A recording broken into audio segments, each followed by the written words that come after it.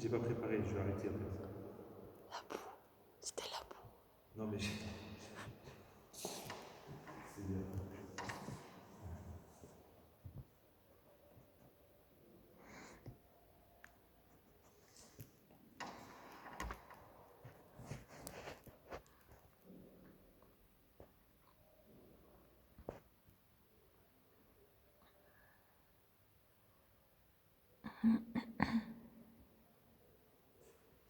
Commencez.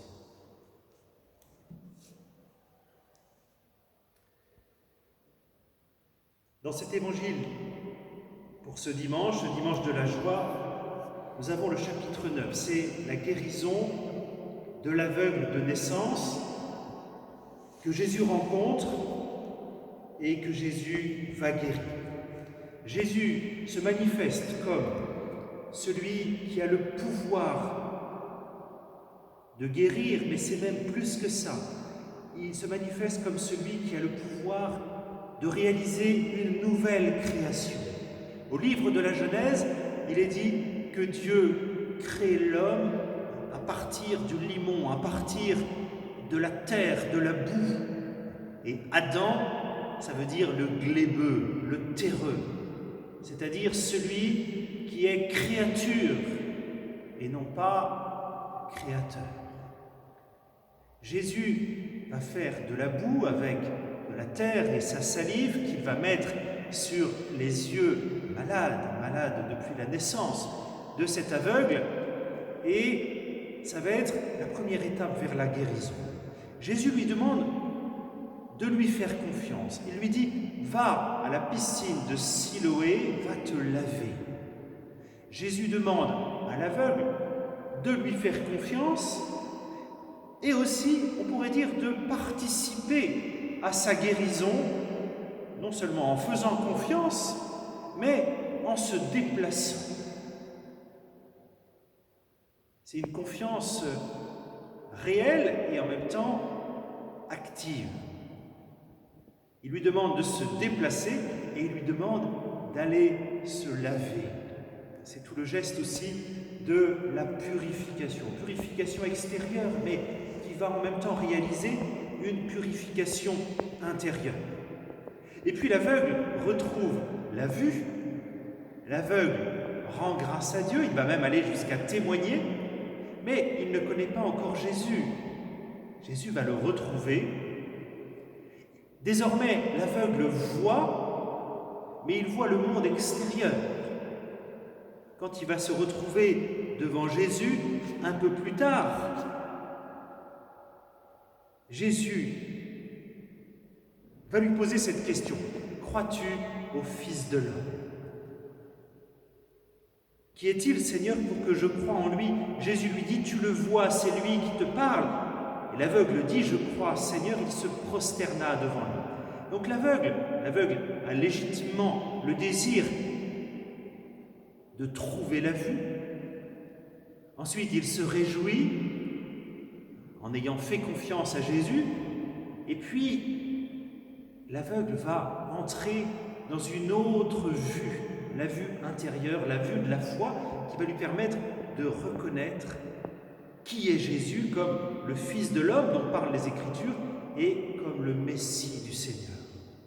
Et il va l'adorer puisqu'il se prosterne devant lui. Donc on voit bien que cette guérison physique va le conduire à la pleine guérison de son cœur, puisqu'elle va le conduire à l'adoration, à la reconnaissance de Jésus qui vient le sauver.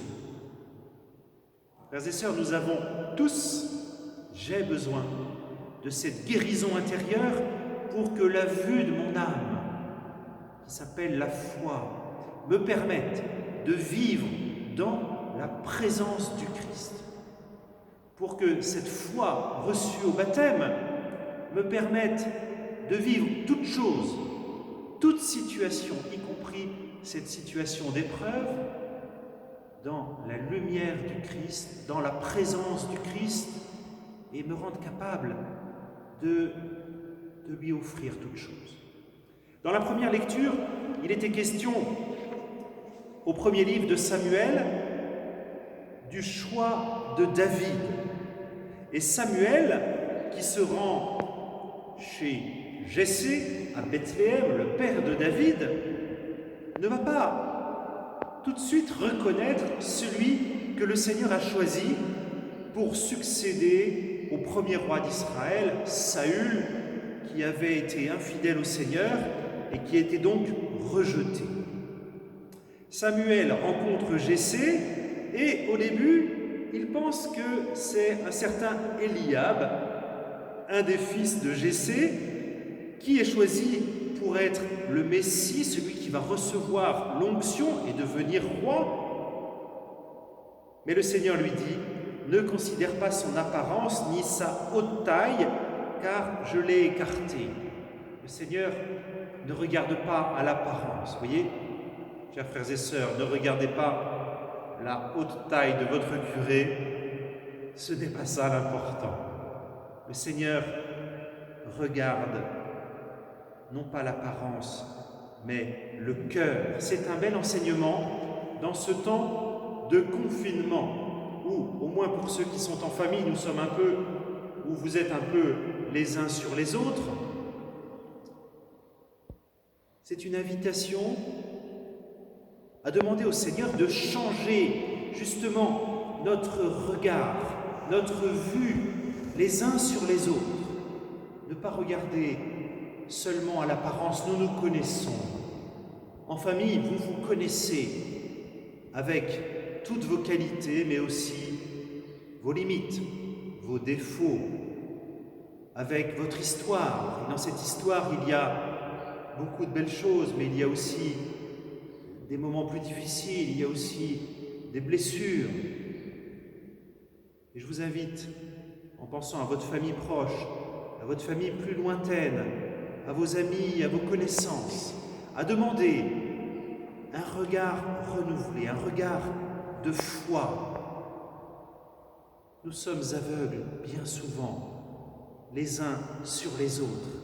Il faudrait demander au Seigneur Jésus d'avoir quelque chose de son regard sur notre prochain. On peut demander au Seigneur de guérir notre regard. Seigneur, viens poser ta main sur nous pour que nous puissions nous regarder les uns les autres avec un regard qui ressemble davantage au tien. Que nous puissions regarder au cœur, que nous puissions regarder comme toi tu nous regardes, que nous regardes comme des pécheurs pardonnés, comme des pécheurs que tu aimes, comme des pécheurs que tu relèves. Seigneur, donne-nous ce regard nouveau en ce temps de carême.